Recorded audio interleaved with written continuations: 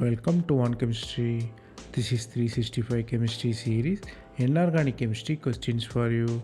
Here you have tungsten hexachloride. You should find hybridization and shape of it.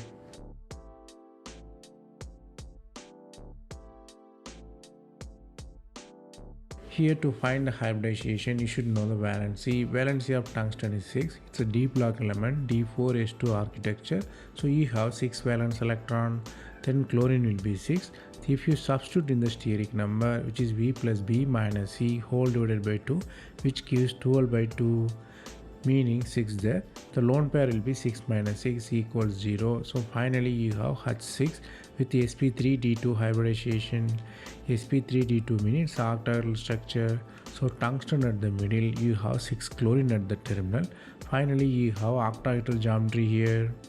The concept you have to learn here is to find the hybridization, you should know the steric number.